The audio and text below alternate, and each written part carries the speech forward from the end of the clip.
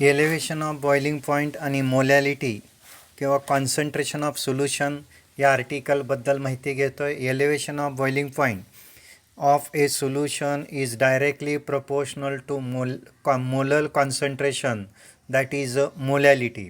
Delta T B directly proportional to small m, delta TB equal to KB into small m, where delta TB elevation of boiling point, KB hygroscopic constant or elevation of boiling point constant, and small m molality.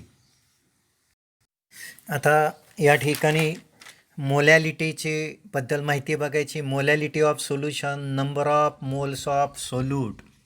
Number of moles of solute, that is non-volatile solute, dissolve in 1 kg of solvent, then it is called molality. It is represented by small m. If molality of solution is 1 molal, that is 1 mole solute dissolve in 1 kg of solvent, then delta TB equal to KB. जर small एमची किंमत आपण 1 घेतली, म्हणजेच याचाच अर्थ 1 मोल solute 1 kg सॉल्व्हंटमध्ये dissolve केलं, तर डेल्टा टी बी बरोबर के बी येतो. आता के बी काय आहे? Ebullioscopic constant. Elevation of boiling point कॉन्स्टंटची डेफिनेशन करताना आपण कशा पद्धतीने करतो? तर elevation of boiling point is define as the elevation of boiling point produce when molality of solution is unity. Simple definition. ज्यावेळेस सोल्युशनची मोलॅलिटी युनिटी घेतो त्यावेळेस elevation of boiling point produce होतो. त्या एलिव्हेशन ऑफ बॉइलिंग पॉईंटला आपण molality म्हणतो. किंवा दुसरी डेफिनेशन जर आपण मोलॅलिटीची करायची के बीची definition, elevation of boiling point कॉन्स्टंटची डेफिनेशन करायची ठरवली, तर elevation of boiling point produce when 1 mole solute, that is non-volatile solute, dissolve in 1 kg of solvent, then elevation of boiling point produce, that is called molar elevation constant or hygroscopic constant or elevation of boiling point constant. आता मला molality आणि के बी यांच्या के बीचं unit काढायचं आहे आणि के बीचं unit आपणाला determine करत असताना के बी बरोबर delta T B upon small M. आता delta T B elevation of boiling point आपण केल्विनमध्ये किंवा डिग्री सेल्सिअसमध्ये मोजतो आणि मोलॅलिटी आपण मोल पर के जीमध्ये मोजतो. साहजिकच या ठिकाणी युनिट काय येईल? केल्विन के जी पर मोल हे युनिट या ठिकाणी येईल. डेल्टा टी बी आपण युनिट बघितलं केल्विन के जी पर मोल. के बीचं युनिट कसं येतं? यानंतर मोलॅलिटी आणि डेल्टा टी बी यावरून आपणाला मोलर मास डिटरमाइन करायचं आहे. आपल्याकडे डेल्टा टी बी बरोबर स्मॉल एम इंटू के बी. आता स्मॉल एम म्हणजे मोलॅलिटी, डेल्टा टी बी म्हणजे एलिव्हेशन ऑफ बॉइलिंग पॉईंट आणि के बी म्हणजे elevation of boiling point constant. तर या ठिकाणी मोलॅलिटी म्हणजे फॉर्म्युला काय मोलॅलिटी? त्याचं N2 डिवायडेड बाय W1. आता N2 काय? Number of moles of solute आहे. W1 काय? Number of moles of solvent in K G. साहजिकच आपण मोलॅलिटीची डेफिनेशन बघितली होती, number of moles of solute dissolve in 1 kg of solvent, आणि त्यावरून फॉर्म्युला जो आपण लिहिला मोलॅलिटीचा by the definition, small M बरोबर N2 डिवायडेड बाय W1. आता N2 number of moles of non volatile solute. आता ते कसं डिटरमाइन करतो? तर number of moles of solute, number of moles calculate करण्यासाठी फॉर्म्युला आहे मास डिवायडेड बाय मोलर मास.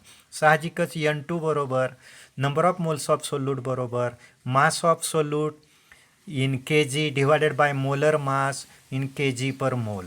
मग डेल्टा टी बी बरोबर K B into small M. यामध्ये मोलॅलिटीची जर किंमत आपण सबस्टिट्यूट केली तर N2 divided by N2 into K B divided by W1.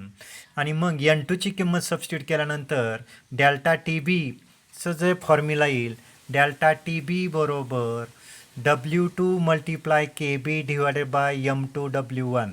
Delta T B elevation of boiling point, W2 mass of solute in kg, KB elevation of boiling point constant, hygroscopic constant, M2 molar mass of solute, W1 mass of solvent in kg. साहजिकच M2 जर आपणाला या ठिकाणी determine करायचं असेल तर त्यासाठी आपण मोलॅलिटी फॉर्म्युला आपण बघितल्यानंतर या ठिकाणी आपणाला number of moles of M2 आपणाला डिटरमाइन करायचं आहे. साहजिकच इक्वेशनमध्ये आपण रिअरेंजमेंट केल्यानंतर M2 बरोबर W2 into KB divided by W1 into delta TB. M2 molar mass of non volatile solute is equal to mass of solute in kg multiply hygroscopic constant divided by mass of solvent in kg into elevation of boiling point, that is delta TB. KB या ठिकाणी KB ची value आपण molar mass काढतोय आणि हे molar mass kg पर मोलमध्ये calculate करत असताना म्हणजे सॉल्व्हंटचं मास किलोग्रॅममध्ये घेतलं किंवा सोल्यूटचं मास किलोग्रॅममध्ये घेतल्यानंतर साहजिकच M2 बरोबर फॉर्म्युला येतो W2 into KB divided by W1 into delta TB. आता या ठिकाणी मोलर मास जर आपणाला ग्रॅममध्ये घ्यायचं असेल, ग्रॅम पर मोलमध्ये, म्हणजे जर आपणाला सॉल्व्हंटचं मास ग्रॅममध्ये दिलं, सोल्यूटचं मास ग्रॅममध्ये दिलं तर आपणाला या ठिकाणी हजारने गुणावं लागतं. KGचं ग्रॅममध्ये कन्व्हर्जन करतो आहे. साहजिकच M2 बरोबर W2 गुणिले KB गुणिले 1000 भागिले W1 into delta TB. Molar mass of solute बरोबर mass of solute into hygroscopic constant into 1000 divided by mass of solvent that is W1 into elevation of boiling point delta TB. आता या ठिकाणी KB elevation of boiling point constant आणि delta TB elevation of boiling point हा टेम्परेचरमधला difference आहे आणि त्यामुळं difference between temperature